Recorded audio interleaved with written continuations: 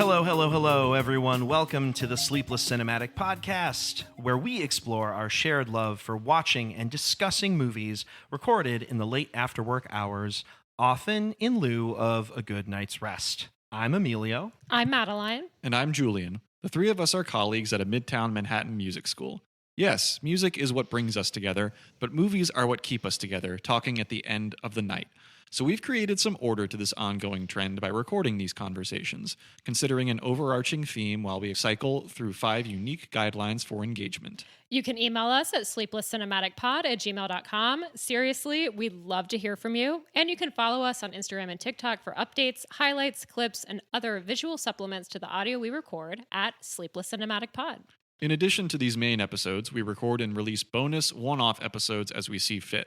While we do this, you, the listener, can count on the three of us doing what we've grown to love, foregoing sleep for a discussion about movies every other week. And this week, we continue our current cycle of movies related to musicians on film with a category that we call Mise Unseen, where the three of us watch a film that none of us had seen before, and we discuss our impressions and main takeaways from a first viewing.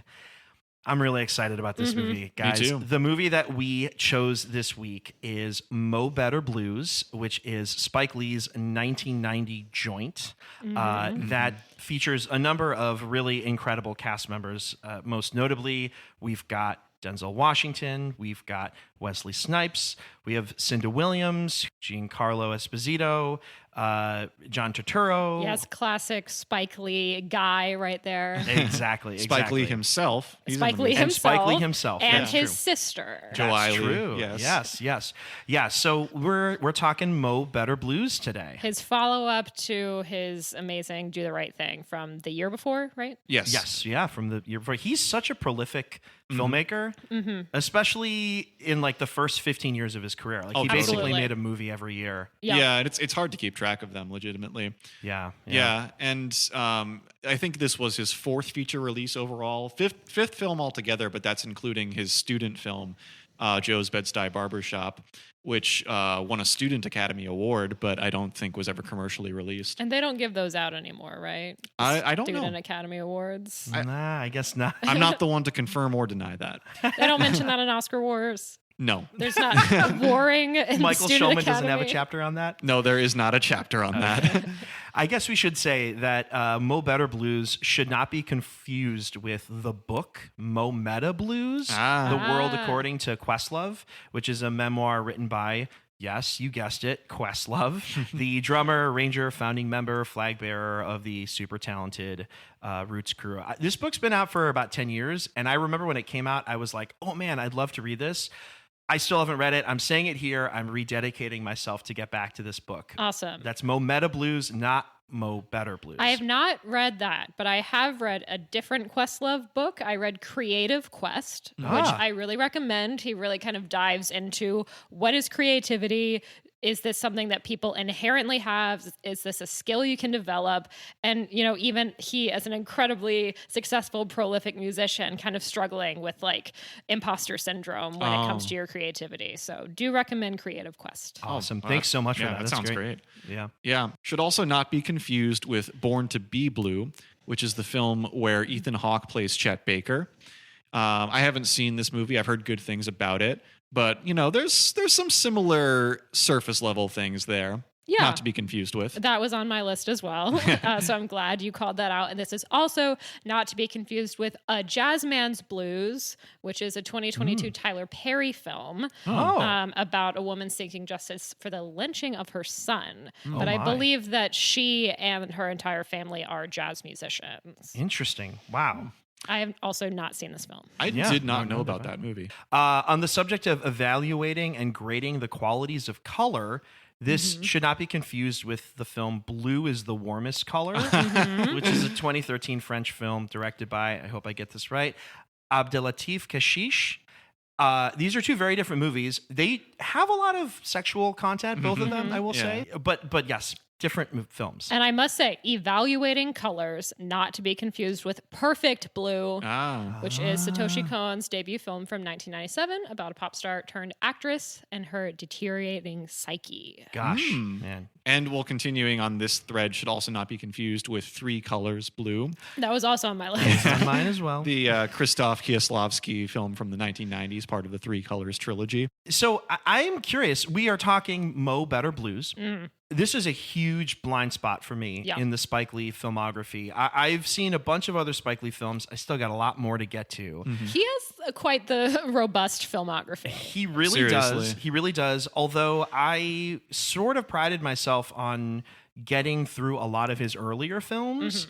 And this, for whatever reason, I just never got around to. And I mean, I've known about it for a long time. And it's funny. I do feel like this movie in certain communities and circles is an absolutely beloved film. Yeah. And so I definitely knew about it, but it took me until about 2 or 3 days ago to finally see this. How about you guys? Here at the school today, I grabbed several different jazz musicians that we work with and was like, we're going to talk Mo Better Blues. Have you seen it? And all of them were like, oh no, but I've really been meaning to. But a lot of them were like, I know the music. Yes. I know the music to this film very well. I've played the music to this film, but I have not seen the film, which I think is a really interesting legacy from this film, is that the score itself and the title song like really carried over in a separate way from the film. Yeah, I mean that it's kind of canonical. I think it speaks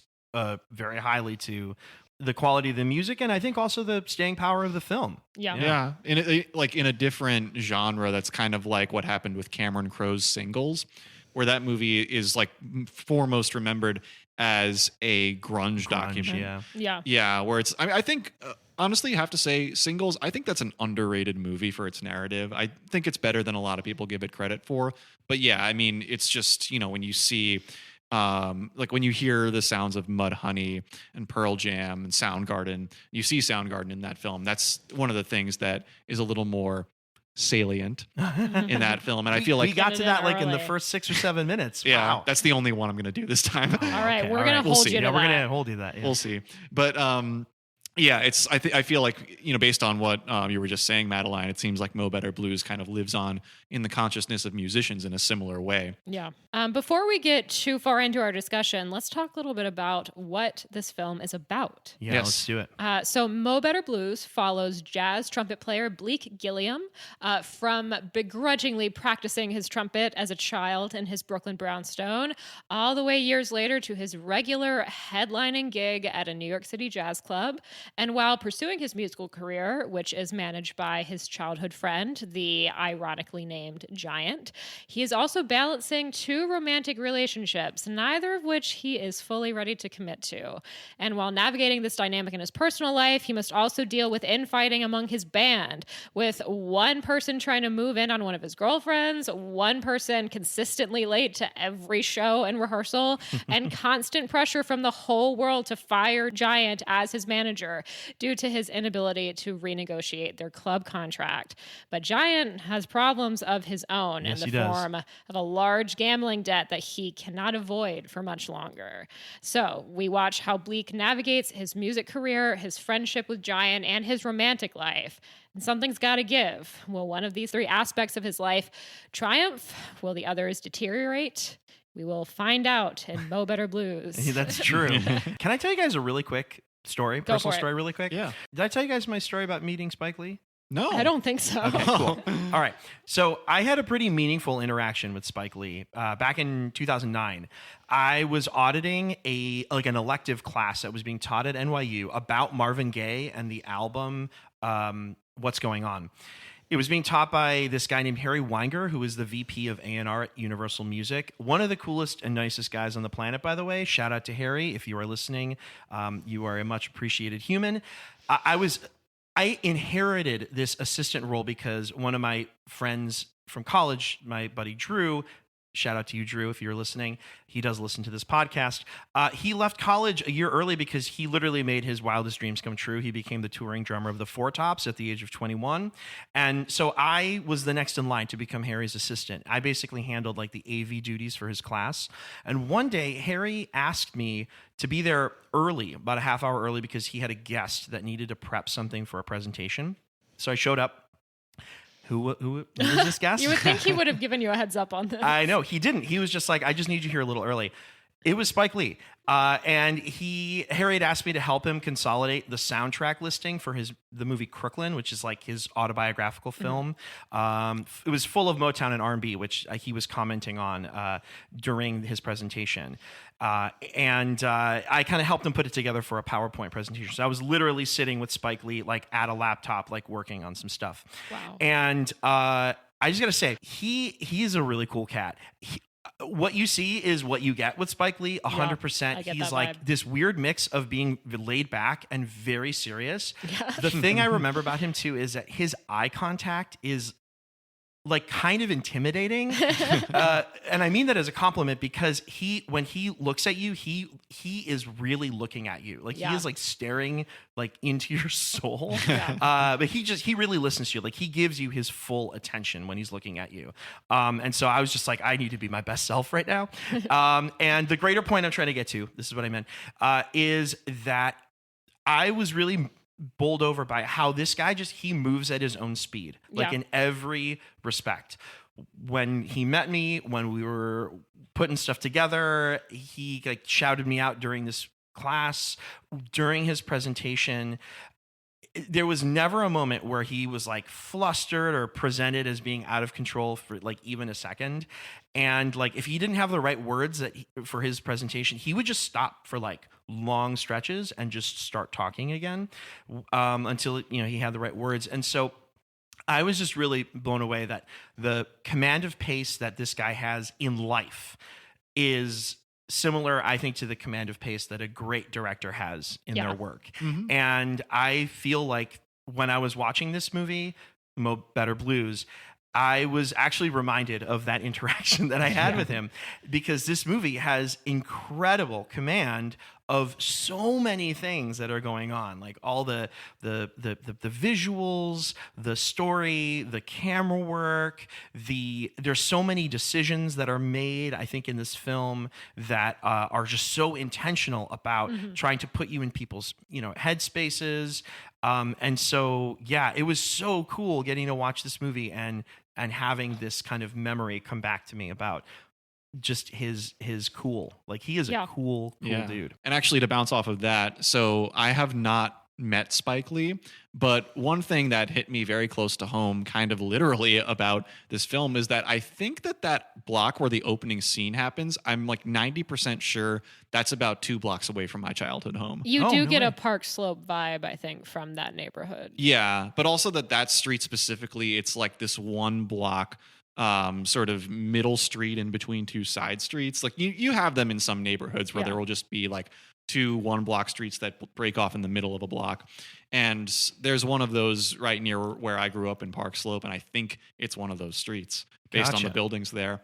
So that was just very cool to see on screen there. I'm a sucker for New York on camera, just in general, but especially if it's something incredibly recognizable like that. Well, that same location, I think the apartment that you see Bleak Gilliam, Denzel Washington's character, living in, I think it's the same apartment that Nola Darling lives in, and She's Gotta Have It. So too. Cool. Yeah, I recently rewatched that movie for this conversation, and I felt the same way. Yeah, so I don't know. There's a lot of interconnectivity in these worlds. I don't know if Spike Lee lived there or something at that time. Or they just had a good contact with whoever did live there. Yeah. They were able to go back to them like, hey, yeah. I got more money now. I get a little more clout. I have a $10 million budget. You can have some of it. Yeah. And it's like, I don't know what the real estate in Dumbo was like in 1990, but I imagine it was easier to live there than now. Yeah, probably. I will say that his apartment, the inside, and the inside of Shadow's apartment that we also see both are very bougie. Yeah, they kind of have a look, and to your point, yes, bougie. Yeah. Just it has a little bit of that Friends vibe where you're okay, you are living in this because palatial Bleaks place. is like gigantic. Yeah. Shadows is like doesn't seem quite as big, but his bedroom is weird. He has like marble pillars in his bedroom, and there's something his walls are designed, I think, to look marble. I don't think they actually are. It seems like a cheap overlay, but and then he's got like the fake clouds. That's very interesting apartment. Like all of these. I mean, well, we don't get a sense of what neighborhood Shadow lives in. But yeah, I always love seeing the New York exteriors that you get in Spike Lee films. And I mean, that's just, you'll get them across the board with him, with exceptions of things like The Five Bloods, which is not set in New York. Right. Shadow seems to live in a high rise. Yeah. Oh, yeah, that's right. You do get that exterior look in a very brief moment. But he's so high up that it's hard to tell what you're looking at exactly. Right. That's true. You don't know if it's like the west side of Manhattan or where it is. Yeah. This is our Mise Unseen movie for this cycle. We all haven't seen it yet, but I have to admit there was a little chunk of this movie that I had seen for a specific reason, and that was the ending, because it played just a few months ago, as of this recording. There was an exhibition about Spike Lee at the Brooklyn Museum. Really was just kind of, it seemed like all of his memorabilia on display, his whole collection. And all of his Knicks jerseys. Yes, his Knicks jerseys, among other things. A lot of signed film posters too, and like instruments donated to him by famous musicians. But there were, throughout that exhibit, there were clips of his notable works playing, and there was a portion of it where they actually played the ending montage of Mo Better Blues. I'm so curious. I want to get back to when we fact talk that about you know the about ending, this at the end. I have to know how that colored your watch, but not yet. Yeah, later we'll get to that for sure. But I was coming into this film pretty much totally cold. I didn't really know what it was about, other than it seemed to be about, I assumed, a blues musician. And I knew it was early on in Spike Lee's career. I don't even think I knew Denzel Washington was in it. Like I kind of went into this with zero knowledge. Wait, I am correcting myself. Several weeks ago, I was doing Cinematrix with Denzel Washington, and I had to ask Dougie. I was like, I'm blanking, and he's like, a film you're about to talk about can fit into Cinematrix. So that was helpful. I did know he was in that for this reason. Okay. Yeah. And I think with Mo Better Blues, I mean, part of the reason why and I guess all of us hadn't gotten to it is because it's typically not the most highly displayed Spike Lee film. I mean, there's other films of his that just have a more prominent place in pop culture, whether it's Do the Right Thing or like Malcolm X, or more recently something like Black Klansman. And I think, a little bit unfairly, I sort of had been led to believe that this was one of his lesser film. Yeah. Which, I think it's unfairly, because I actually liked it quite a bit. Oh yeah, I think same. it may not rise quite to the height of, say, Do the Right Thing, but I think it's still a totally solid Spike Lee movie. And and I think that it was especially compelling to watch it for the musical angle. Oh, for sure. One thing that I learned in that Spike Lee exhibit at the Brooklyn Museum is that Spike Lee is a very musically inclined person. Yeah. You can tell it watching his movies, but there was a note somewhere there that mentioned that he thinks about what songs he's going to include in the movie very, very early in the process. Right. Yeah. Yeah. And his father, Bill Lee, did the score for this. Yeah. And for a few of his films. Did the score for a think number of his early films. This was his. I think his father, Bill Lee, did the score for all of his movies up to this point, and I think this is the last one he scores. This was sort of the passing of the baton to Terrence Blanchard, That's who right. plays trumpet. He's the one playing trumpet in place of Denzel Washington. And I think he coaches Denzel Washington. That's true. Yeah. And the drummer in the band in Bleak Gilliam's band is the only actually the drummer. Yeah. Yeah, I mean, there's not the only musician in the band, but he was the actual drummer of Branford Marsalis's group at the time. Mm-hmm. That's true. Mentioned not the only actual musician, like Giancarlo Esposito is a trained piano player in real life. That's too. true. You know what I couldn't help but think of? This is very specific. You guys have seen Breaking Bad? Yeah, of course. Yeah. Cool. You remember that scene where Badger and is it Skinny Pete? Yes. Remember that scene where they're at the music shop? Yeah. And Oh, Skinny yeah. Pete's just like busting out like a sick jam on the keyboard. Yeah. I would have loved if Giancarlo Esposito had read that script and been like, can I get an opportunity to tickle the ivories too? And just like, he would just show up and like stop in and just play a little bit. And like, you'd be like, yeah, okay, this is nice, but I'm going to pick something else. That would have been so cool. Yeah. I think it would have been a real power move from Gus as well. It seems like it would be in character for him. It would have I fit, think so yeah. too. Yeah. Yeah, and I mean, just to foreshadow our unlikely shared universe, I wanted to connect his character in Mo Better Blues to Gus Fring, but the detail that kept me from doing that is that Gus Fring would never show up late to anything. Yeah. Exactly. Very uncharacteristic. Well done. Well done. Yeah. So yeah, that is not what we're going to do in Unlikely Shared Universe later. We can count that one out. I would have loved to get a little bit more playing from him in this. I mean, obviously he's on stage a lot, but we get so many close-ups on Denzel and on Wesley Snipes. And like, I really want to hang out with Giancarlo Esposito. Because we are musicians and because for our podcast, we do have a particular segment about particular string instrument accuracy. Yeah. A string instrument that it's not in this film. Not in this film. However, maybe we can take a quick moment here. We can talk about maybe the upright bass playing accuracy index by Bill Nunn. It looks like he's doing it.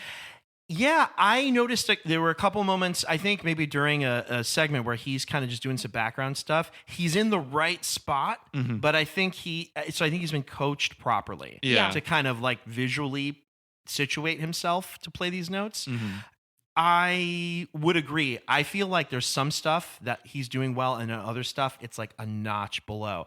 I would still give him like a B+ though. Yeah. I have to say that because my hands are so much smaller than Bill Nunn's hands, I look at him and I'm like, no, his hand needs to be spread more, because when I play upright bass, my hands do not look that casual. Like my hands are like this to try to get that same reach. So there, for those listening, like a claw to try to get the same reach that Bill Nunn can do, just with a very casual grip. Right. So that was my thought, is that, and that's not on him, that's on my small hands.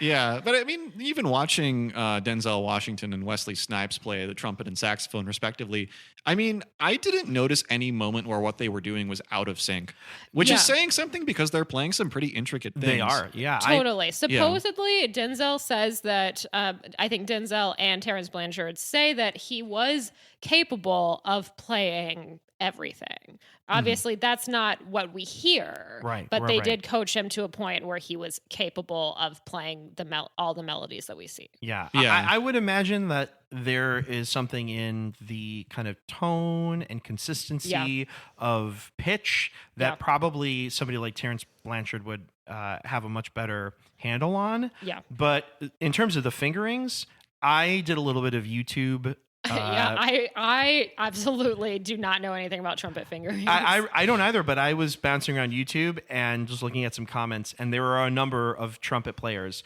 who give Denzel Washington high marks. All right. Yeah. So we'll trust them. Fitting for his acting chops too. Yeah, totally. Absolutely. Another thing that jumped out to me, though, is young Bleak being told to, like, all right, you have to play your scales. Then he just plays like two notes back and forth. That's true. And I'm like, well, I guess that's all they could get this like 7-year-old to play on the trumpet. Yeah. Or it could also be one of those things where he's kind of just doing it and phoning it in because he clearly wants to go out and play.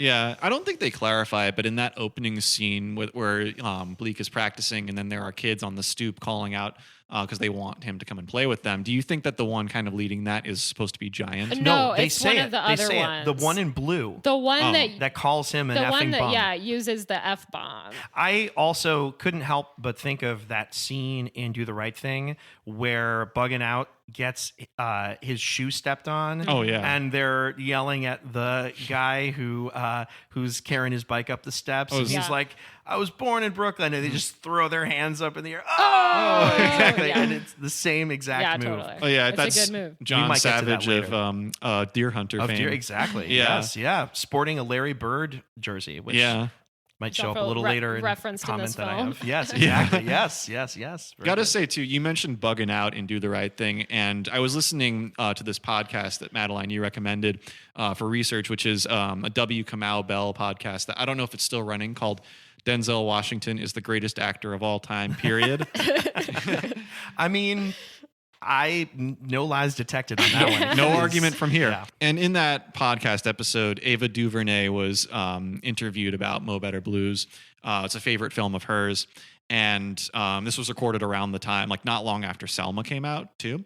And I think it was she who pointed out that Spike Lee, kind of like our past discussion topic, John Waters, is a great bestower of names. Mm-hmm. Oh, definitely. Whether it's Bleak Gilliam or Indigo Downs or Shadow, Bottom Hammer, Henderson. Yeah. Yeah, left hand. Left hand Lacey. Yep. Yeah. And actually, a fun fact, too, I got from the Wikipedia is that Bleak as a nickname was based on Spike Lee's own father, Bill Lee. Bleak, maybe? I don't know. Something like that. Bleak. Yeah. Just a combination of the syllables. Kids can be so cruel sometimes. Yeah. Who knows where that might come from? Yeah. Out of curiosity, the other podcast that you found, what was it? The one that I ended up listening to was Black Man Can't Jump in Hollywood. I found one more, which was called Blackbusters. Okay. It was really cool because they interviewed or they had on as a guest somebody who I've read a lot of his work, Mark Spears, and he writes he specifically for basketball, the NBA. Him being in the kind of field of basketball and sports, I think ties really nicely to Spike Lee in general. I mean, the through line of sports throughout this is maybe not super direct, but it's definitely there. And it's something that I've always loved about Spike Lee films is that for better or for worse, he really puts so much of himself in the movies. Yeah, while we're talking about the sports thing, I wore my Mets hat today because we see a few Mets hats in this movie. We do. But I found that very interesting because I'm 98% sure that Spike Lee is a Yankees fan. That's true. And I was pretty sure of this because in the pre-roll at the IFC, when you get, how the pre-roll at the IFC, it'll show like silent clips from previous like guests from Q&As and things like that. He's wearing a Yankees cap, and that's so burned into my brain that I was like, I'm pretty sure he's a Yankees fan. So I found it very interesting that he made Bleak a Mets fan. It's interesting. I never made this connection. I'm from Chicago originally, and Chicago has two baseball teams as well, the White Sox and the Cubs. And the Cubs historically are they're the north side team. The north side of Chicago is historically more, let's just say, privileged than the south side team, which is the White Sox. And I feel like what the Cubs are to Chicago is what the Yankees are to New York. And by that same token, the Mets are sort of like the White Sox. They're kind of the people's team. And not the kind of powerhouse. Yeah. I would definitely agree with that as a Mets fan.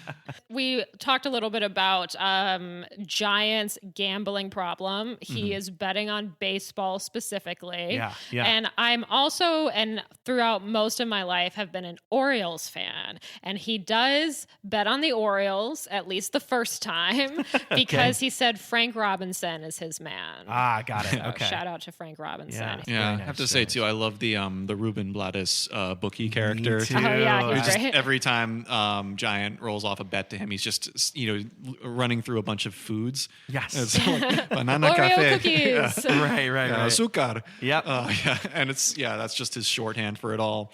But I feel like this is all a great segue into one of the questions that you posed, Emilio. Yeah, you quite literally use the word shorthand now, so I'll go right into the question that I posed, which is I find that the repetition is a huge thing in Spike Lee's movies, especially I'd say his earlier films. I think he uses it a lot, and sometimes some very on-the-nose dialogue to create shorthand for his characters. And I noticed that there was a lot of that goes on. Like you mentioned at the very top, the band is always bringing up the fact that they want to be getting paid more, and that Shadow hogs the solos. Left Hand Lacey's always the one who's late. The Flatbush brothers are only concerned about profiting off of Bleak's rising reputation, and that I find it just interesting that in a lot of his movies, the dynamics between characters are usually very clearly defined, and oftentimes they're repeated in really simple ways. I remember when I was younger, I felt like this left something to be desired, but I'm curious about from you guys what is your mileage on that that kind of style of storytelling.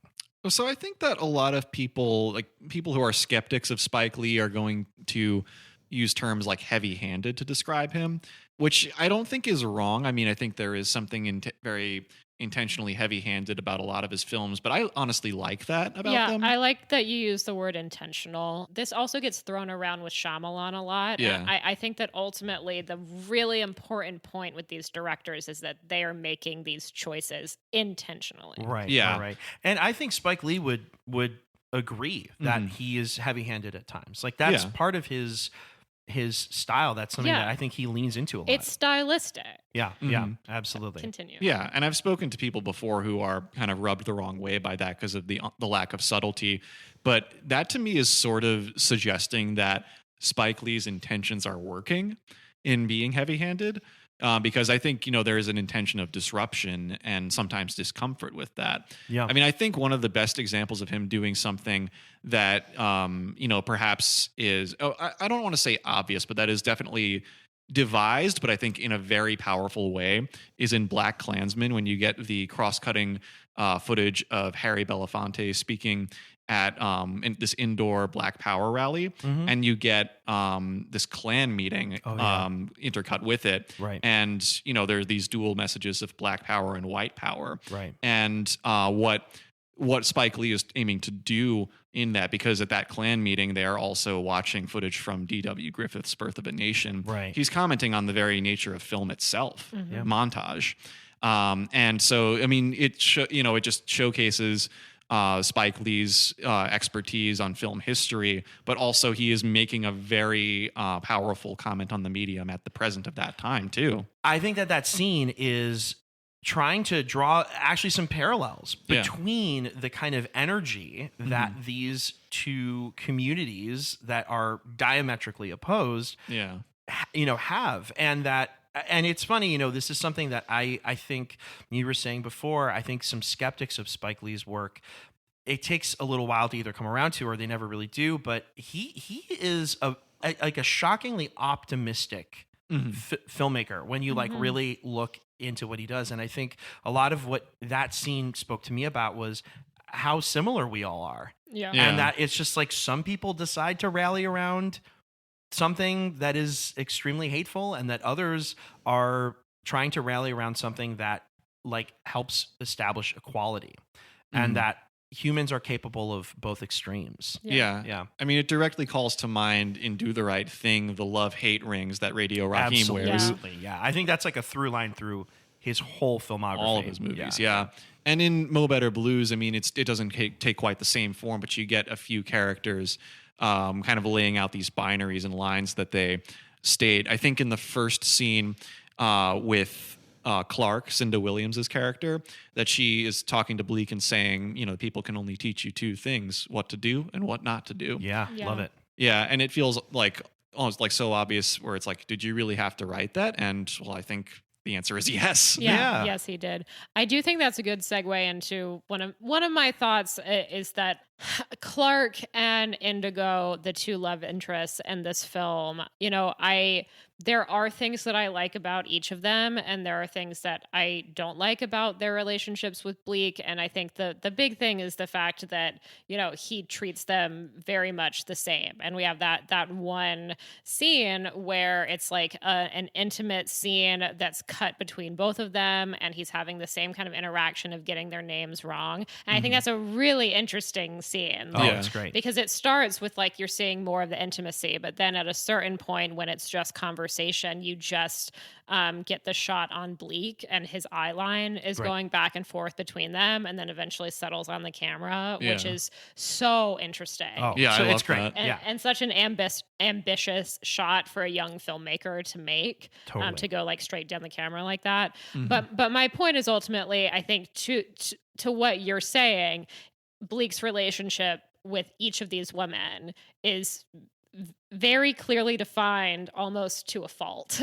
Right. And where neither of them really have the chance to be developed beyond being a love interest of his. Right, yeah. And I think the most characterization we get with Clark is really in her scenes with Shadow. Right. Because he actually seems to care more for her on like a personal level, and is actually asking her questions about herself, which is not something that we ever see Bleak do. Yeah, I mean, Shadow's character is actually interested in her burgeoning musicianship. Yeah. In a way that I think Bleak either feels like he can't make space for, or he doesn't actually feel like she's talented. And you never quite get a read on that, but either way, it impacts her from a perspective of like she does not feel respected or loved in that for that. Yeah, and ultimately that's one of the things that pushes her away from him is the fact that she has this other person who is seeing potential in her as an artist. And that's, I think, also why she ends up being drawn to Shadow romantically, because he shows care for her and for her future and for her career in a way that Bleak is very much like, no, like all of that is separate. And we are here like in this romantic and intimate relationship, and it's going to stay there. Right. Right. Yeah. And I mean, the way that Shadow is positioned throughout the movie, you get the sense that he is like seen as kind of an antagonist to Bleak at a number of occasions. But when you really dig into, and he has faults of his own, he has like his own kind of narcissistic tendencies, but there are some moments when you actually listen to what he's saying and you're like, oh, he really has a point. Oh, totally. Yeah. Yeah. I definitely don't see him as quite the antagonist that I feel like the movie at first tries to make you think he's going to be. I think it's more like Bleak's perspective that's shaping that. Right. Yeah. Absolutely. And I think that with a lot of musicians and a lot of jazz musicians specifically, rarely are people in this scenario where they play for one band. Right. And it seems like all of these guys are kind of contracted to Bleak. And I know that they're like, oh, you can leave or whatever, but they have a fairly good, consistent gig going. Yeah, definitely. But at the same time, I understand Shadow's perspective of maybe like originally coming into this gig being like, oh, this is a great, consistent gig. It's good work. It's good music. And then eventually he gets to a point where he's like, I want to be a band leader. Right. Right. And that's fine. Yeah. He should be able to do that. Yeah. And he probably should have just left earlier. Right. And I think, that also speaks to maybe something about Shadow that is not really ready to meet that moment. And I think now that we're talking about the musician content of the film, I'm going to segue that into one of the questions that I put together for this discussion. So I thought that this movie did a great job of portraying musicians in like a non-sensational way. Yeah. Where really it feels, even if it's not like a, Jim Jarmusch type of slice of life, it still feels slice of life in a lot of ways. And that's also like, it's not, set at like some watershed moment in jazz history. It's just kind of like people who happened to play jazz in 1990. Right.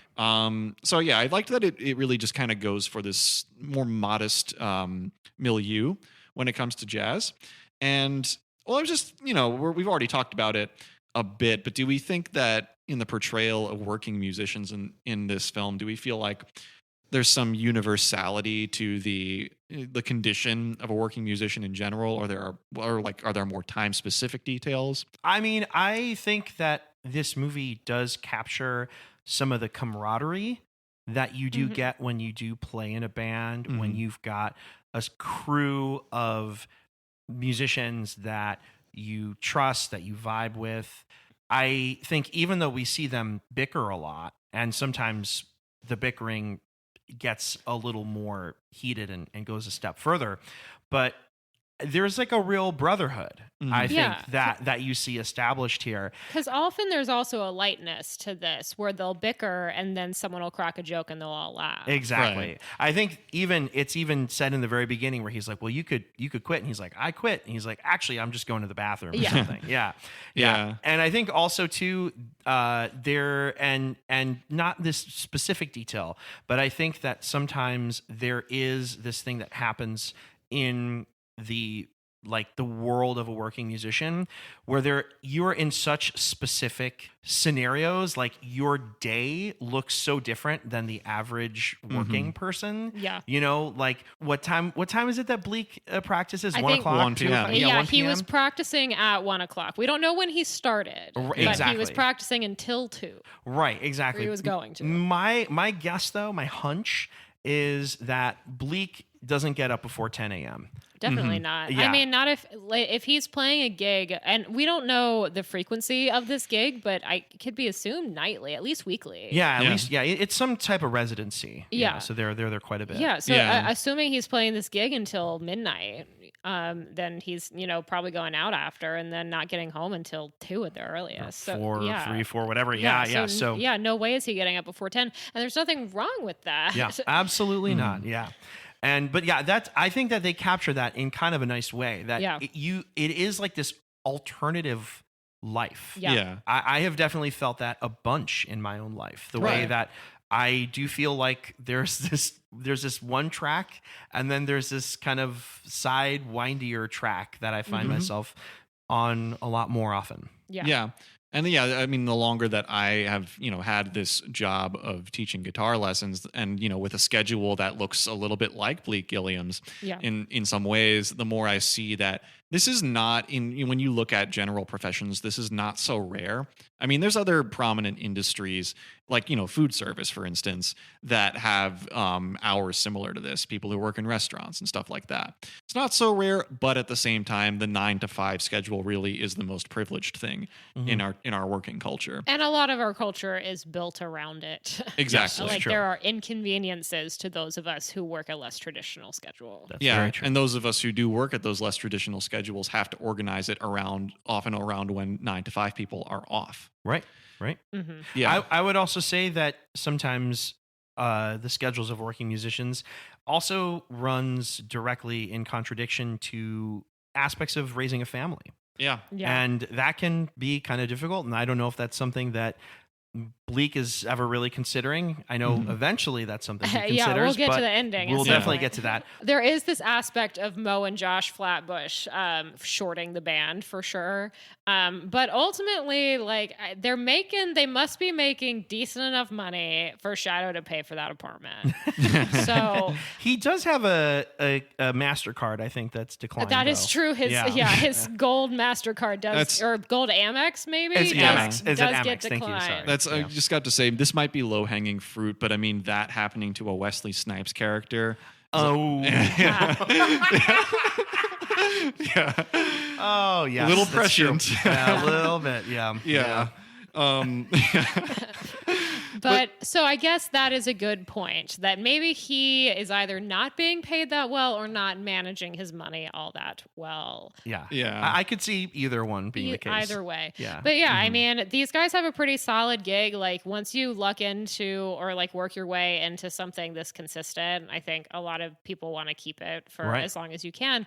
But there comes a point where like you need to be able to move on or you need to be able to renegotiate. Right, And that's such a frustrating part of this film whenever either Giant or Bleak himself are talking to the Flatbush brothers and they're just hard stance like we never renegotiate and also we have a contract and we'll sue you if you leave. Right. It's like what is in this contract?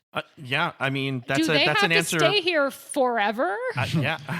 Well, that would be a question for Giant to answer. Yes, I guess. exactly. And he seems like he's a little preoccupied at times. Absolutely, he's very Yeah. busy. But you Yeah. would think he has even more motivation to get some more money out of these guys. I just want to mention really quick. This might go over your guys' heads, but for the hoop heads out there, I couldn't help but think of seeing the interactions between Bleak and the Flatbush brothers, thinking of NBA legend Scottie Pippen, who played for the Chicago Bulls. Shout out to the Chicago Bulls. But he had a very similar situation where he apparently got himself a contract that was not very favorable. It was more money up front and it was declining. And as he became one of the 50 best players in league history, he was paid less and less. Yeah. And one other thing I wanted to say just about the portrayal of working musician life in this is that I like that, these musicians, they are like totally competent jazz musicians, but there's nothing said about them being like the best in the world or anything like that. There's nothing said about them being low on the totem pole either. It really seems like this is just, steady working musician life. Yeah, we know that Bleak's name is on the marquee. Right. And ostensibly, Yeah. that he's probably maybe the one with the biggest name. Right. Maybe we're led to believe that he's really got his ducks in order. They seem to be drawing in a pretty much full house line around the block every night. Yeah. I could not figure out where that venue is supposed to be. Yeah, neither could I. We don't see that much of we see the exterior, but we don't spend that much time going down the street or anything. Right. Excellent cinematography in this movie too. Man. Yeah. A lot of great, looks beautiful. A lot of great single takes too from Ernest Dickerson, cinematographer. And in that scene where you see the exterior of the venue, Spike Lee can't help but fit in a little, I'm walking here. Oh my God. True. The fact that he wrote that for himself. Yeah. I think about that sometimes with Spike Lee movies, not only that he casts himself, but that he is quite prominent in his movies too. Can we have a brief conversation about Spike Lee, the actor? Sure. Okay, cool. How do you guys feel about Spike Lee, the actor? I'm going to say specifically in this movie. We don't have to relitigate any of his past performances. I'm just slightly curious how you guys feel about him as an actor in this film. I got to say, as soon as he comes on screen in this, there's a certain stiffness that, again, kind of feels like it works a lot of the time. Yeah. Sometimes I think it really does work, but from the very first scene, I was like, I don't know. I hope that Spike Lee's character is not super prominent in this movie based on this first scene. Obviously, he is a very prominent character, and actually, I think he does grow on me throughout the film. I agree on a number of those points. I also think it's really hard when your acting partner is Denzel Washington, who has been noted, I think, rather prominently as being the best living actor, period. Was that what it was? Yeah, that was what the title of that podcast was. That's right. Okay. Yeah. But speaking maybe a little bit to that point, I think it's notable that this is one of the last films that he really acts in of his own. Mm-hmm. And I think in some ways it's shrewd from a perspective of, I don't think he really has the chops to really, I think, keep or to really deliver on some of these scenes. I have to admit.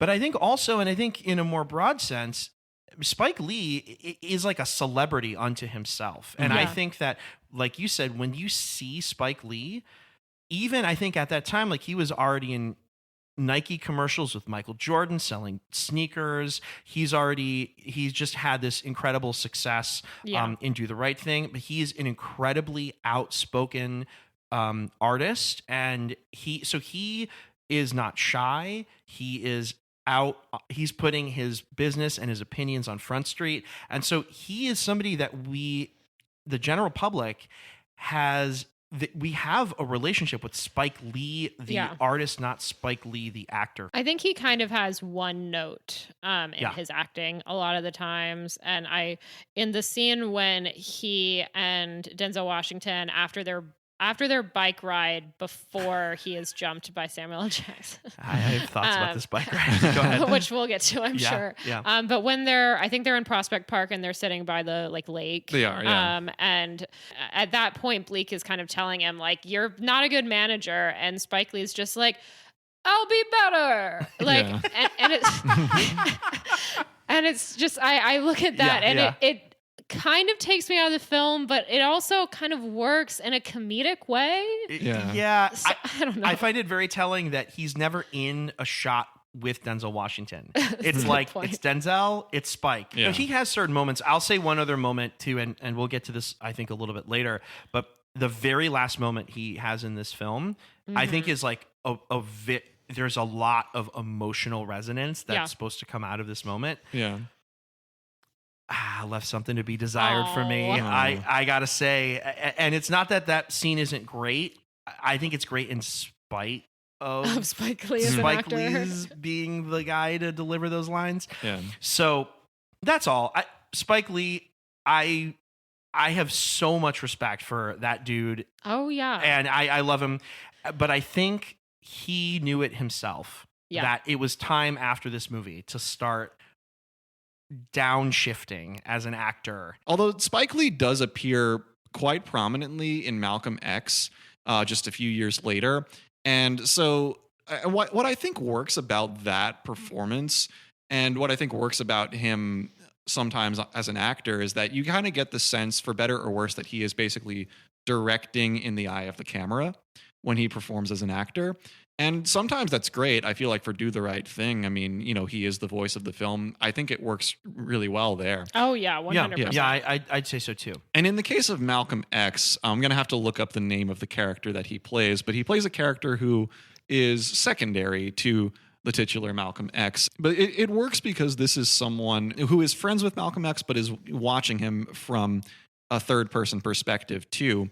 And, it really is kind of like Spike Lee saying with his role that this is his perspective on the person. Well, let's keep it rolling. I do have a question for you guys about more of a music specific question. Sure. We see Bleak and Shadow have a lot of disagreements in this film. We see them fighting over a woman. We see them fighting over finances. One of the things they disagree on is Shadow believes that they should be incorporating more standards and like crowd pleasers into their set. And he seems to think that Bleak is spending too much time like with his own compositions or perhaps more obscure pieces that are like not what the people want to come see and not what is going to put butts in seats. Right. So my question for you guys as musicians, and I think that this is a question that can be kind of specific to jazz, but can also be a question outside of that as well, is like, do they, as a band that's filling this big club night after night, have an obligation to play the hits? It's an interesting question. And thinking now of a performance I attended once. I've visited New Orleans as of this recording once in my life. And the one time I went there, my folks and I attended a concert at Snug Harbor, which is a famous jazz venue in that city. And there was a drummer named Herlin Riley who we watched perform with his band. And they played like an 8-song set that I think it was a mix of like their own tunes and some written by other composers. And I think the song that got the biggest reaction from the crowd was that they played Giant Steps. Oh, yeah. Yeah. And I mean, that did get the biggest reaction, but that I think was the only song of the bunch where it was like everyone knows this already. Right. Yeah. And that, shout out Coltrane, by the way. And so that was a case where it's like 7 or 8 song set and one of them is like the big hit. And it went over pretty well. And this is also from a jazz musician who is like very well established in his world. And so like I thought, well, maybe, I haven't seen more of his career than that, but maybe a lot of it looked or has looked something like that. Yeah. What I would add to that, and I think maybe could dovetail a little bit with what you were saying. My experience with jazz performers and musicians who kind of see themselves more as like focusing on jazz as a discipline, I think relish sometimes the idea of re-envisioning or reworking standards. Yeah. Like sometimes they'll take a tune and then they'll put it in 7 or they'll kind of work it up a little bit to put their own spin on it. And that's one of the ways that a lot of jazz artists over the years have made a name for themselves, is how they reimagine work. So in some ways I see it as a great way to leave your imprint in the scene. I will say from my own experience, not necessarily with jazz, but more with playing in like corporate wedding bands. I love playing covers. Covers are the best. Keeping people happy and moving and dancing is, I don't know, it's like a primal thing. And so I happen to maybe be a little more Team Shadow on this one. Yeah. But I can understand Bleak's perspective. Something maybe we'll get to a little bit later is Bleak sees himself sees music as this core part of his identity. And so the idea of playing other people's music feels like almost contrary to the idea of creating his own unique identity. Yeah. I think that ultimately this just underlines the fact that they are not compatible to be in a band together. Yeah. Nice. Because I think that both of these takes are valid. Yeah. And I don't think that they necessarily have an obligation to, do what Shadow is suggesting. But like when you go to New Orleans, if you go to Preservation Hall. Yeah, that would be a perfect example of like standards. Yeah, that's very much like you're doing standards, throughout the whole set. But you have to pay more if you request Saints Go Marching In. It's like a higher price to request that song. They're probably like just so sick of playing that. They're like, y'all better cough up if you want to hear this. Yeah. That's funny. Real quick, I just want to mention this because it just hit me. You were talking about how these, Shadow and Bleak represent two perfectly acceptable viewpoints. Yeah. And I can't help but be reminded of Do the Right Thing and how that movie is also about two viewpoints. Yeah, about these how to Spike Lee address- binaries. Yeah, the binaries. I love it. Yeah, and we talked about Black Klansman too. That's there as well. Another example of that. So another question that I came up with for this conversation has to do with this film's intertwining of musician life and love life, specifically in regards to Bleak Gilliam. At one point, one of his flames, Indigo, memorably recounts her mother admonishing her about dating musicians. I can't remember the exact quote, but Shots fired. Yeah. Man. Yes. Indigo's mother says something to her about this. And I mean, we know from spoiler alert, from getting to the end of the film, Indigo and Bleak's relationship works out, but there are some significant bumps along the way. Oh, yeah. Sure. And there's this motif throughout the film, which culminates at the end of John Coltrane's A Love Supreme. Yeah. And so what do we think this movie is saying about the musician life and love? What is this whole Love Supreme homage there for? Ultimately, Bleak has, I think, an unhealthy relationship with his music and with his trumpet. And it's not just that it's core to him. I think any of us who are musicians would say that our music is core to us, but it's that it's like blinders for him. It's like there's that one really interesting scene where he's like composing at a piano and Clark is there, and she comes up to him and tries to like initiate some kind of intimacy, and he brushes her off, and then she's kind of complaining about it and her voice fades because he's just so in the zone of his music that like nothing else is important to him. Ultimately, this is really detrimental to both of his romantic relationships, and this kind of ego that he has is detrimental towards his band relationship. So I think it's just, I don't know if it's painting a broader picture about musicians in general, but Bleak as a character is just like his music is. He is his music. Right. Yeah. Yeah. I think you could definitely look at it as a commentary on selfishness. Yeah. And that music just happens to be the kind of vessel for that. Yeah. Right. That's how it's manifested, or that's music is where that selfishness gets manifested in. Yeah. And when I talk about his unhealthy relationship with the trumpet, we talked a little bit at the very top about his relationship to his trumpet as a child, right? And the fact that he very begrudgingly practices it, and that he doesn't have seemingly any passion for it in the one scene that we see.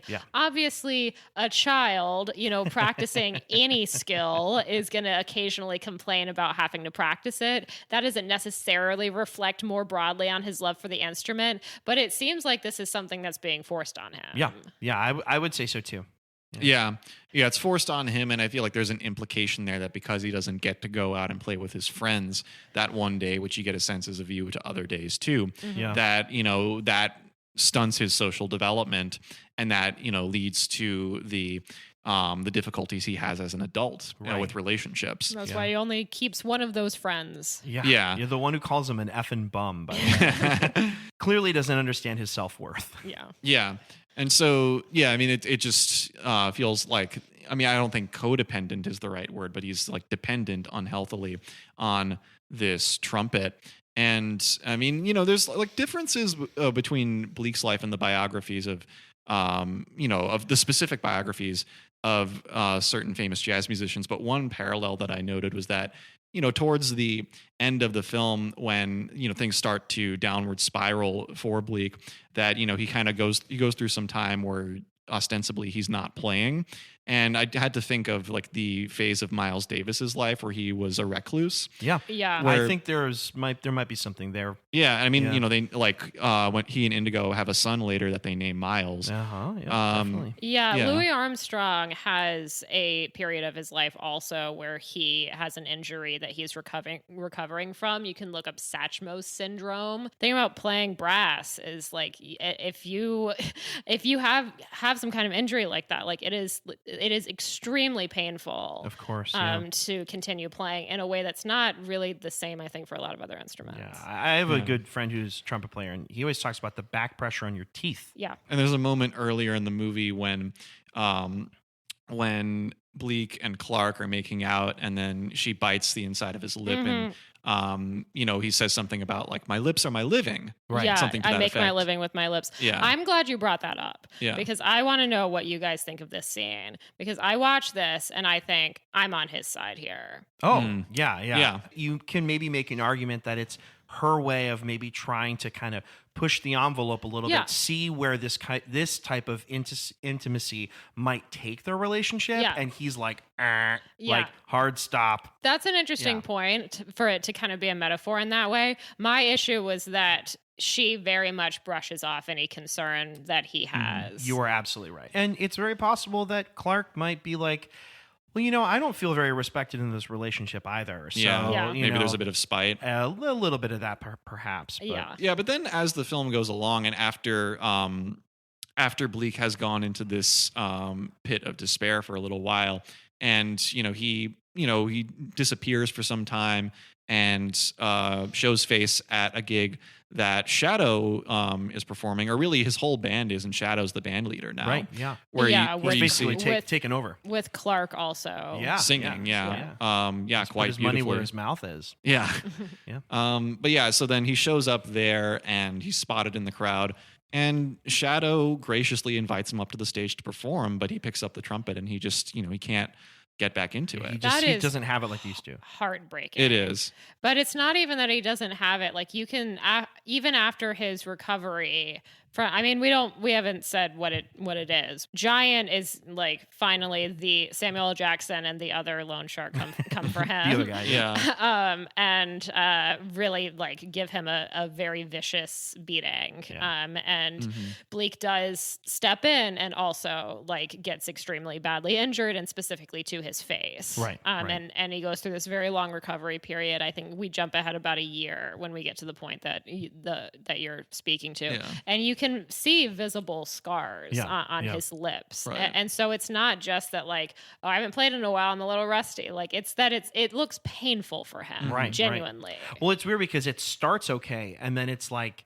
it just devolves really quickly. Yeah. So it speaks to that idea of he just has no stamina. Yeah. And that's a huge thing with horn players. It's like to build up those chops, keep those chops, and it's like he just does not have the ability to do that. Yeah. And so it just and to your point, it is heartbreaking. It is absolutely heartbreaking. Really, and I think really rough to as a watch. musician, I think I certainly have had those nightmare type dreams of staring down at my hands and seeing stumps and things like that. And so it's like it speaks very strongly to something in me too. Denzel just kills it. That scene is really hard to not respond that way to it. Yeah.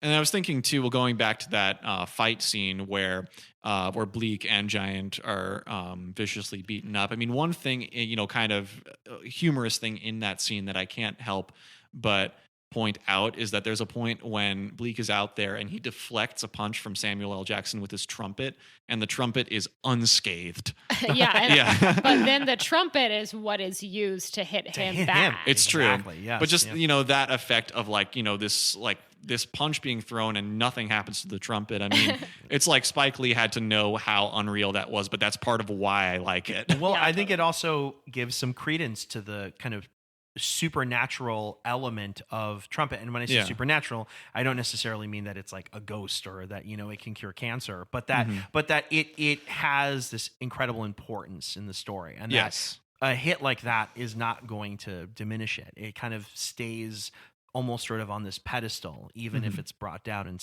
smacked. Right. Yeah. And then, the opening credits montage of the film is mostly images of that same trumpet. Yeah. With a little bit of Bleak himself. But then Right after you hear Flava Flav. Exactly. Love it. But then after, this this mishap at the gig where Bleak can't play, ultimately he goes back to Indigo, knocks on her door late at night and professes his love for her, and that basically that she's his only hope. And then, you say knocks on her door. Beats on the door. Yeah. I watched this and I'm like, do not open the door for this man. Yeah. I am not opening my door for any man banging, yelling for me in the middle of the rainy night. And I told this to Dougie and he said, not even me. Yeah. I said, maybe you. Yeah. But if you had confirmation that it was actually him. Exactly. Yeah. No, Bleak comes and he is just too much. He is too desperate from before he even gets in the door. right. Yeah, we were talking about how the scene of him on stage is really heartbreaking. I mean, that moment where he's literally just saying, I'm begging you to save me. Also just feels like oddly like iconic to this film. And it is such a turning point because at first Indigo is like, you need to leave. No, get out of here. Yeah, you got to get out. And something happens where he just is able to press it enough that she takes him back. And yeah, is this a time we can start talking about the ending maybe? Yeah. I'm good with that. The ending of this movie just knocked me out. Yeah. Cold. I couldn't figure out when the credits rolled if I thought it was like a great ending or if it felt kind of weak and sudden. I have a lot of thoughts. But it hits you with so much all of a sudden. And it's interesting because I do think it recontextualizes a lot about what you see in the film. Yeah. I think there are some things that this movie, if it didn't tidy up, would be derelict of its duties. But, things like ideas like obsession and of music and selfishness. But there's this whole like redemption arc and this idea of like addressing generational trauma and like the role of parents that all of a sudden like comes into play so quickly and dare I say like emotionally resonantly. Like I don't know, I was just kind of blown away by it. But I'm curious, like, what were your initial thoughts like watching the movie? I know you said, Julian, that you kind of had this ending of this ruined for you. I wouldn't call it ruined, but I knew what was going to happen. You knew it was yeah, coming. Maybe let's start with that because I'm really curious as to your feelings on the ending, but also your overall like. It did having seen the ending in isolation color the film for you at all? Somewhat. I mean, it's just in the sense that I knew what was going to happen with Bleak and Indigo, but that's kind of it. There really was a lot about the movie leading up to that was totally fresh for me. That, knowing that did not ruin at all.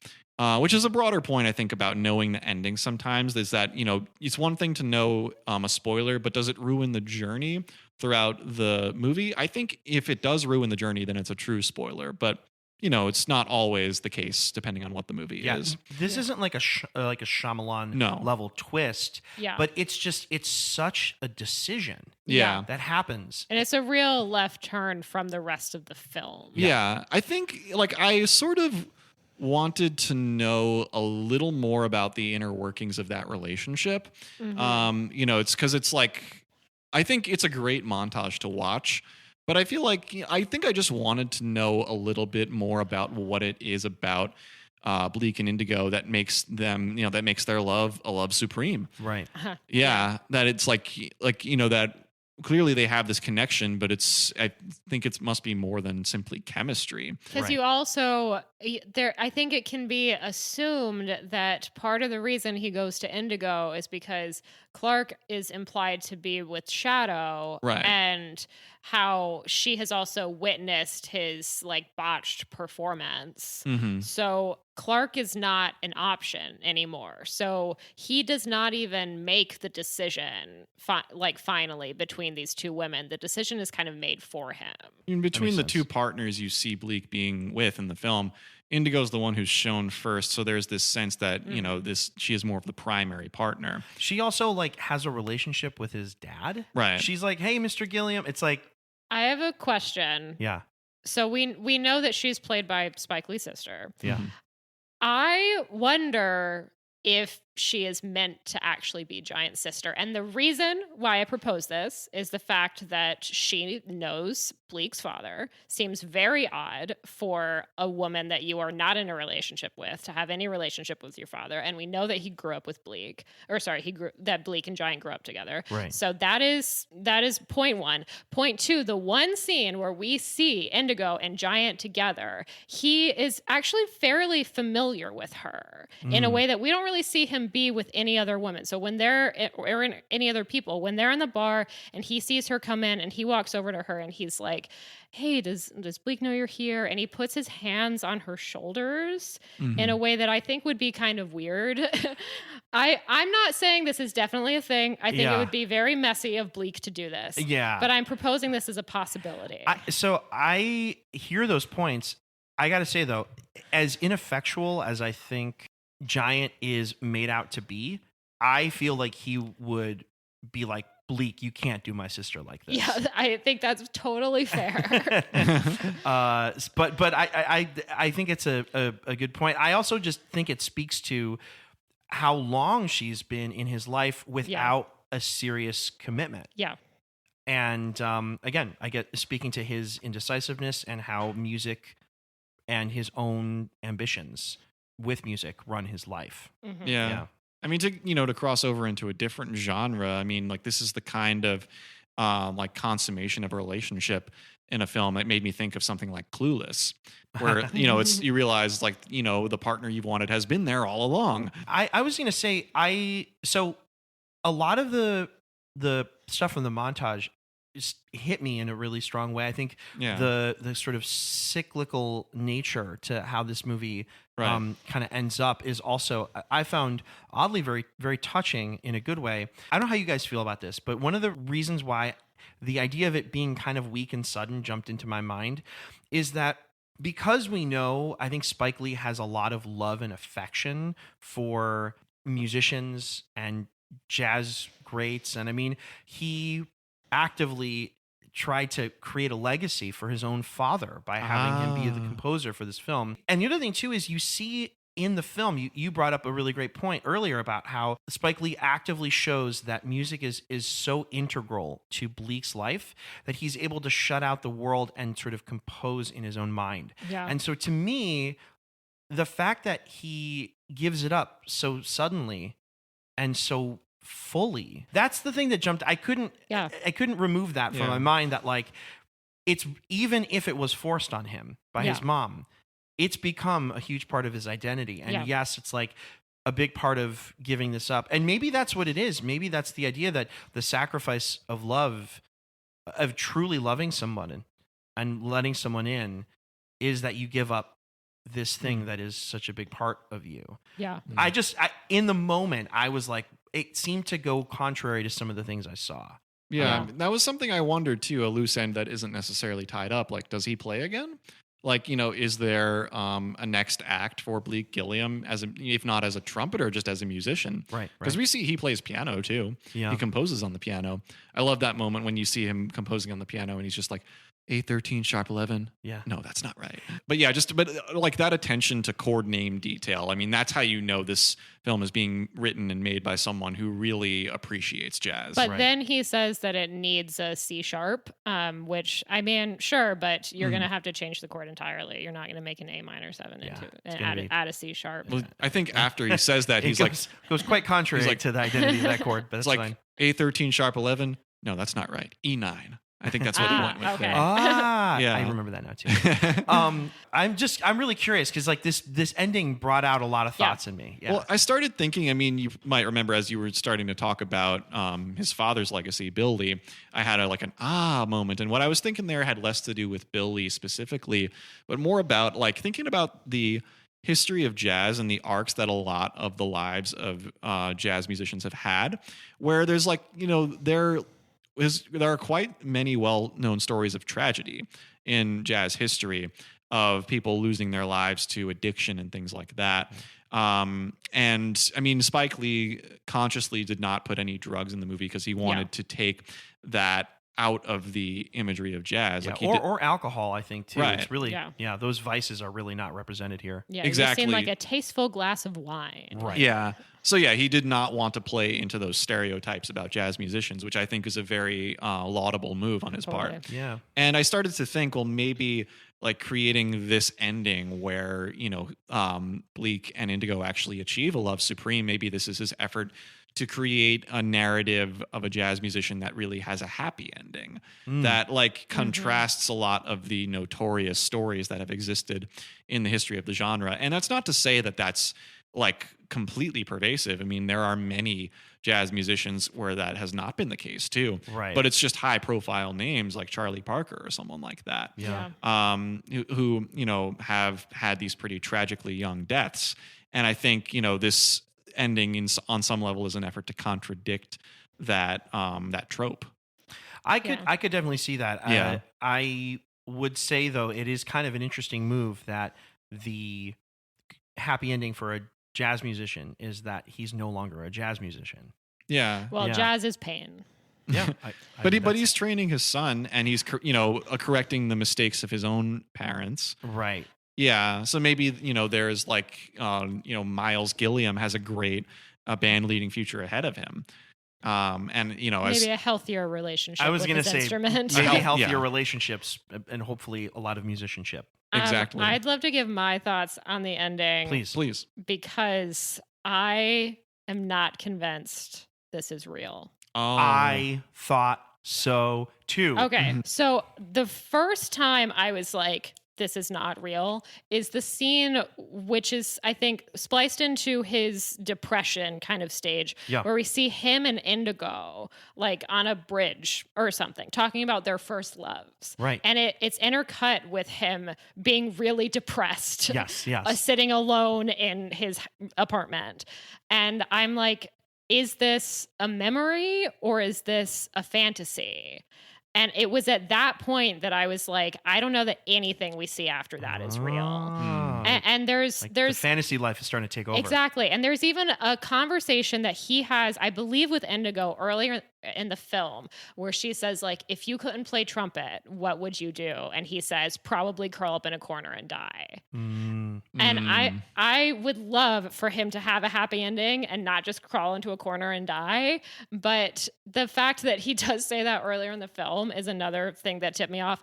But then also, like, once he goes to Indigo banging on her door in the rain, it just feels so dreamlike, so manic. Yeah. I mean, Spike Lee does, I think, dial up a lot of the visual elements like naturally, but you are right. It feels like deeply cinematic. Yeah, it escalates a lot at that point. And then just after she takes him back, just how fast-paced everything is. Suddenly they're getting married. Suddenly they're having a baby. It's boom, boom, boom. And then right before you go into the house at the end, go into the brownstone, there's a playground on the street. Yes. At first I was like, is this like a block party? But there are a bunch of leaves. Yeah, and there's also... It feels very surreal. Yeah, and it seems like there's an actual physical kind of slide, jungle gym type thing that would not be easy to just bring up for a block party. I think that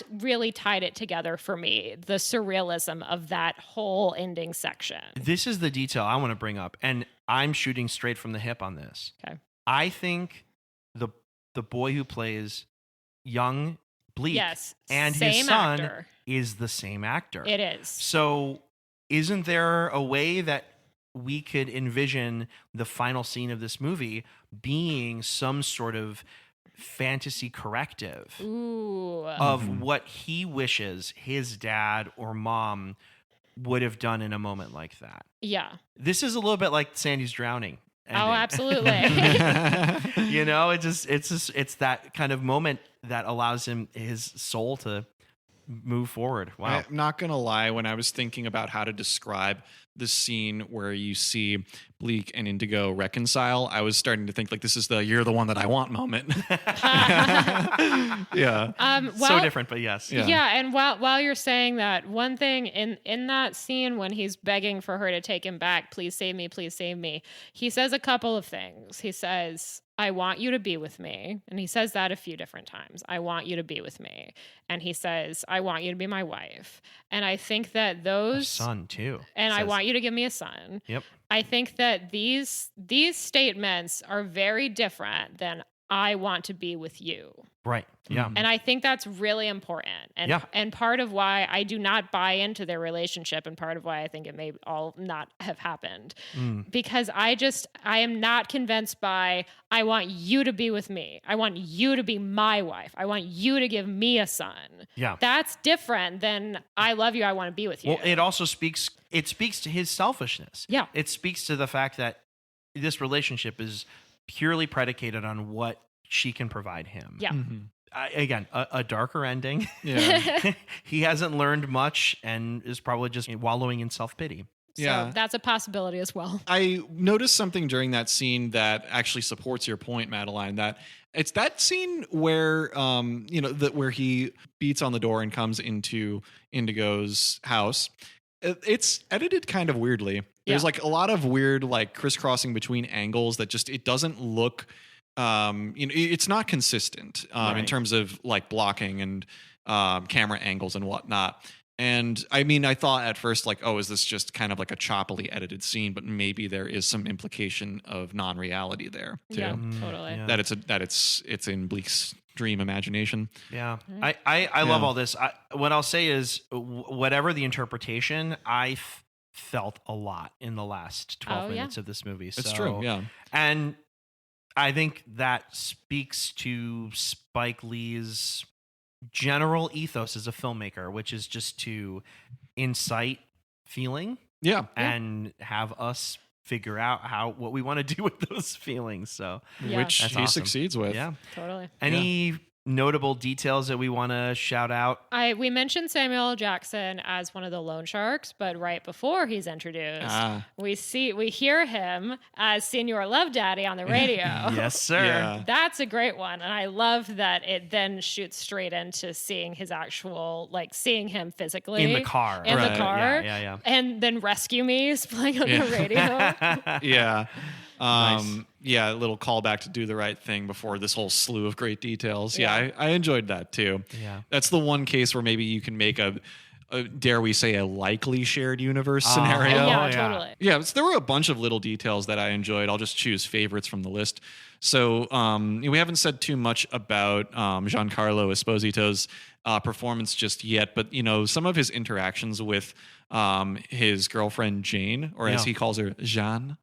That was one of the details that, there's a scene where, she is pretty rudely booted out of the dressing room by the rest of the band, but just, they're calling her Jane, and just he quietly whispers to her, Jeanne. The presence of the French girlfriend reminded me of this, and I don't know if there was any implication with this at all, but I thought about how a lot of jazz musicians historically have found a lot more acceptance and appreciation in Europe. And in France specifically. In France in particular. And I thought that was kind of a nice touch. I don't know if it was intended, but I thought that, the idea of sort of like a European presence that was into the music, kind of a nice nod to, I think, what has historically happened for a lot of jazz musicians. Yeah, and I think it's also mentioned at one point that Bleak toured in France because that's where he bought the same dress for both women. Yeah, it's true. There's a lot of great lines in that scene too, even for like the rudeness of the characters. I mean, there's a moment where like someone in the band incorrectly pronounces croissant, and then Left Hand Lacey goes, "It's croissant." I think on that note about the band's banter, I love how hip hop is quietly knocking on the door of this movie the whole time. Yeah. There's the Flava Flav. Yes. Kind of hype intro as the Universal logo appears. UNIVERSAL. Yep, absolutely.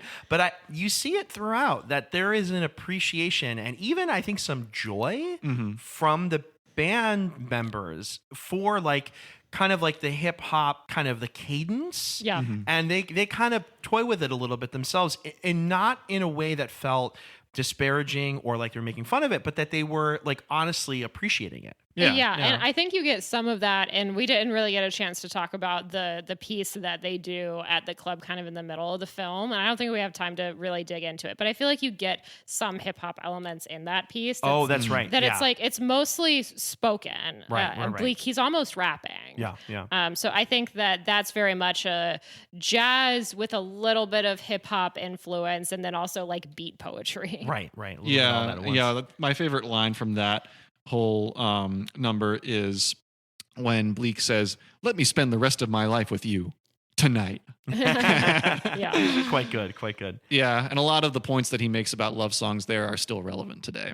Yeah, for sure. They'll never be irrelevant. I have a small detail that I really liked. I mean, I guess I just really like the scene where he is practicing or composing right before Clark comes in for the first time, and he is at his piano and he's like singing his trumpet part.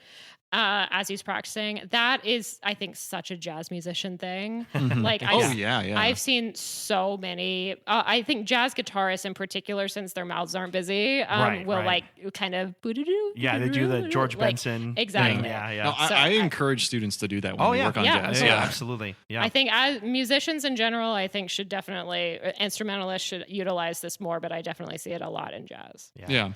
One person that we haven't talked about yet, I know who you're going to say. I was just tickled by on so many fronts was Robin Harris's character. Yep. Yeah. Butterbean Jones, man. Sure. I couldn't help but think of Bernie Mac, another comedian. Yeah. Another comedian, I think, that passed away way too soon. I mean, famously, the film Mo Better Blues was dedicated in some respects, I think, at the very end, or to Robin Harris. To Robin Harris, the actor who plays Butterbean Jones, and he is lights out in this movie. He is hilarious. There's one little detail that just, again, I'm a bit of a basketball fan, and he has that great moment where when he's razzing Giant about like attempting to join an NBA team, which would be the Celtics, right? Yeah. Which clearly didn't happen, but it's just a bit that he does. But he says that Giant is kind of downplaying Larry Bird, who is a Celtics legend. He's really downplaying his game. He's like, he only knows how to shoot 3-pointers, and Butterbean's like, dude, he can shoot 3-pointers. That's really meaningful in the game of basketball. And I just love it because, Butterbean, the sabermetrics community, advanced stats, all those guys would really smile, I think, on Butterbean's take, because his appreciation and value of the 3-point shot at a time when it was considered much of an outlier in the field goal stat line, I think really puts Butterbean way ahead of the curve. I would say that if his comedy career ever dried up, he'd have a great job in a current NBA front office. Okay. Nice. Yeah, I mean, there's like, I forget the context exactly, but during like that party scene that happens maybe 2/3 of the way through the movie. Oh yeah, he's amazing. He's amazing there, and that's maybe the only time you see him off stage interacting with the characters. And I forget exactly the setup, but I think either to Bleak or to Shadow at one point, he says like, "What are you talking about here? You look like a goddamn question mark." Yeah, exactly. Yeah, quite good. Good. His energy is fantastic in this film. So shout out Butterbean. Can I just say one last thing? Sure. Yeah. Denzel Washington looks amazing in this movie. He does. Yes. He is dreamy as can be. I always think about movies like Devil in a Blue Dress. I always think of that as kind of being peak like sex appeal Denzel Washington. I think Mo Better Blues is like hold my beer. Crown. Like Well, you're in agreement with Ava DuVernay on that. Oh, really? Okay. Yeah, because I mean, she was talking in that podcast episode about like this being one of the few films where he's really where his sex appeal is really emphasized. Yeah, it's yeah, just yeah. for all of his prowess as an actor, that's not something that gets highlighted very often. Yeah, and I think later, he's been in the game for quite a while, and I think younger audiences, and I would count myself as one of those. I think our relationship with him, I think, is not necessarily as like a young, like virile man, Right? Yeah. And because we have John David. Exactly. Yeah, Exactly. right. And in this movie, he very much is. So just shout For out sure. to like young Denzel, just crushing And it. old Denzel. Yeah, and Yeah. old Denzel. All Denzel is great. Denzel for all ages. Yeah. Yeah. Let's share some Let's do it. unshared. Yeah. I could go I don't know what I'm first. saying, but go ahead. Yes, you do it. So we talked a little bit about Mo and Josh Flatbush, and they run a successful jazz club. However, their star has been brutally beaten and can no longer play the trumpet. So we do not know what happens to this jazz club, because I don't think it's the same club that Shadow's playing at later. So It's not. I think Dizzy's is the name of it. It's Oh, Disney. Later. Yeah. It's Dizzy's, and Oh, theirs is okay. like the underdog or something. Something underdog? Oh, okay. Yeah. Cool. So you're right. Yeah. So I'm just saying that they may have trouble keeping the place afloat now that they've lost their marquee star, and also people have been brutally beaten outside their club. That may not lead a good to look. some bad publicity. So let's say, unfortunately, they lost the club. And out of complete desperation, Mo decides, damn it, I'm going to enlist in the Navy. He's following in the footsteps of his father here. And while he's overseas, some incredible advances are made in the fields of both technology and psychology. So when he returns to the U.S., he moves to the town of Keir in a newly established U.S. state. That is abbreviated PE. And this is a corporate town built by a mysterious biotechnology company where Mo soon finds work. And he changes his name to Irving Bailiff. And after several years at the company, elects to undergo a revolutionary procedure that splits his brain into two separate consciousnesses. One that is active while he was at work, and one that is active throughout the rest of his life. So when he goes to work, he goes to a different consciousness and then continues to live his life after work. It's a very complicated procedure. Anyway, however, he begins to suspect that this mysterious corporation, Lumen Industries, is engaging in nefarious and immoral practices, and he vows to bring them down from both the outside and the inside. But will his severed consciousness agree with his outside consciousness? This Severance, is Severance. right? It didn't get me until the two conscious splits. Is that a good show? I really enjoyed it. Okay. I have yet It's to see it still. only one season now. I don't know if you guys still have your Apple TV Plus I do. subscriptions. I think I do for a little from while our Coda longer, yeah. episode, but it is there. It's only one season currently. I think second season finishing up production at the Okay. moment. I think it's a good watch and it's very fast. Okay, Nice. wonderful. I And love that. he's great in it and is, spoiler alert, romantically paired with Christopher Walken. Ooh. It's a teaser for you. Okay, I think that's a real teaser. I think we got to Yeah. definitely Yeah. fire that up at some point. Gotta say too that Mo Better Blues is 1 year before Barton Fink, and you can see like it Oh, looks they like look. they look yeah. John Turturro's Yeah. warming up for that look there. I think he is for sure. Yeah. So I want to start just really quickly mentioning that Spike Lee, as we've already noted, has, I think, several in-universe connections that can be drawn, or he puts a lot of them out there for us to maybe ponder. I know that Giancarlo Esposito is technically left-hand Lacey in the world of Mo Better Blues, but that little boy in the brown sweater jacket of the four in the beginning of the film that are yelling for Bleak to come out and play, he's the one that yells at the very end, he's thanks for nothing. That is bugging out. Oh, That's gotta be bugging out. Like, if you look closely at him, it just is. You cannot Okay. convince me otherwise. So I just want to mention that. But I'm going to take a little bit of a step further, and we're going to talk about somebody who was in Bleak's band. This is the guy who's holding down the low end. This is Bottom Hammer. And I think it's very possible that while, he's able to keep some pretty nice gigs going. Bottom Hammer might be actually interested in kind of doing other types of things for work. And he's been in New York a long time and maybe is looking for a change. He moves out to Reno, Nevada. By the way, Bottom Hammer is just his nickname. His actual name is Eddie. I can't imagine Bottom Hammer as anyone's given name. I know, right? Maybe Hammer is a last name. Possible. Yeah. In this scenario, though, his last name is Souther. Eddie Souther. And he moves out to Reno, Nevada, where he's able to still stay kind of close to the music scene, but decides to get into law enforcement, becomes a detective for the Reno Police Department. And it's there that one day he's brought into an investigation of what is believed to be a gangland murder. And it is his responsibility to secure witness protection for the witness. A woman named Dolores, who's a lounge singer there at some of the clubs in Reno. And he puts her in a struggling convent in San Francisco. And it's there that Dolores takes on another identity herself, Sister Mary Clarence, and shakes things up there in a way that unfortunately draws a lot of attention.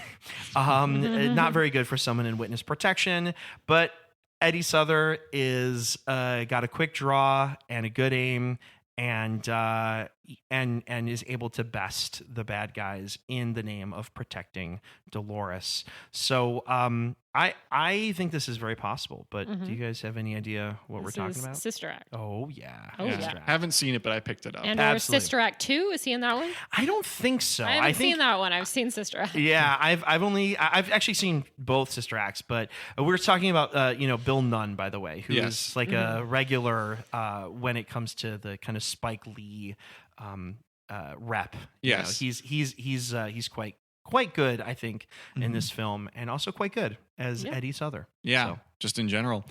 I would like to propose an alternative fate for this character of Bottom Hammer. Okay. So maybe what you described happens, or maybe maybe not. Maybe he is bound to New York. Maybe Bottom Hammer lives and breathes New York. This is the only place where he can be. And we know that Bottom Hammer is just a nickname, but he chose that because his real name he found kind of bland. It's just Joe Robertson. And so he's a great bass player, but with the time, there's a lot of practice time that goes into playing bass, but with all of his other spare time, he has quite the passion for journalism and writing too. And we've seen that in Bleak Gilliam's band, that he's the cool of the band, that when Bleak and Shadow have their more tense moments, he's often there to kind of keep things level, bring people back down to earth, and, provide a joke for everyone to relax to, to ease the tension in the room. And so, maybe he's not taking as vocal a role in his other life, but he is still, the cool in a situation that he later gets into where, so he pursues this passion for journalism, and when he's not playing, he starts working for a local newspaper that happens to have a head of operations with a very loud mouth. And this newspaper, he's drawn to it in part because, though it may not be the reason for the name, it makes him think of his jazz performance career too, in that it mentions a certain brass instrument. I think I'm seeing this. Keep going. Yes. Maybe not one you hear about so often in jazz itself, but it's there. It's there. Yeah. And so, maybe he's at this for a little while, and, things are, in spite of the loud mouth of his boss, things are fairly static until a story comes in the news about a vigilante dressing as a spider and slinging webs across the city. I gotcha. But so Bill Nunn plays Joe Robbie Robertson, who is the editor of the Daily Bugle. Got it. Yes. It took me a minute because I'm not very well versed with the Spider-Verse, so to speak. Yeah. But I made enough connections, and love it. Yeah. Love it. That's great. Love it. Yeah, because I mean, apart from Do the Right Thing, that's probably the first place where people would know Bill Nunn from. Yeah. Although Not Emilio. I was Not- going to say, yeah. Sister Act all the way, man. This was very fun. It was. This was really, really fun. I totally agree. I'm just really happy that I finally got around to this movie. One thing I'll say is Spike Lee he's like on a short list of directors for me where I feel like I will always give his movies a chance or like a second chance. The older I get, I feel like the more I just love that the world gave this guy a chance to let his career play out for the most part on his terms. Yeah. He's such an essential filmmaker. And Absolutely. I feel like this is an important movie of his to consider with all those other ones. I had such a great time. Totally. I did too. I will happily return to anything Spike Lee in future episodes that we do. For sure. He's an essential New Yorker too, I have to note. I would say that for Absolutely. sure.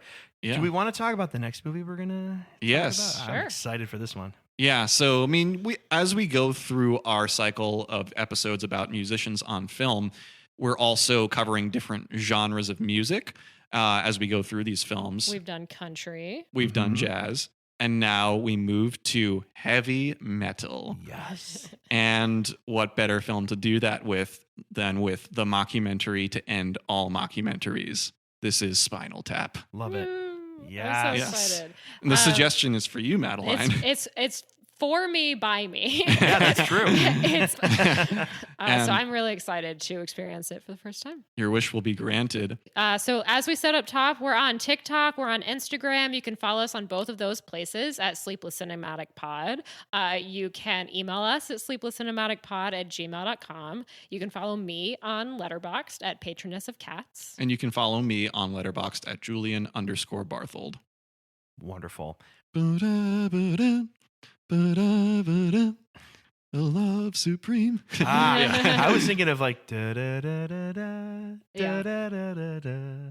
That's the Mo Better That's the Blues. title Oh, song. yeah. Yeah. Oh, which is, Apparently, Branford Marsalis not a huge fan of. Ah, I thought it was great. I thought it was nice, Yeah. but you know what? It doesn't swing. Yeah, it doesn't swing. No, it's straight eighth notes. Yeah, it's a simpler melody. It is. It is. Yeah. Maybe a little more shadow than Bleak. Ba-da-da-ba-da. There you go. There you go. Awesome.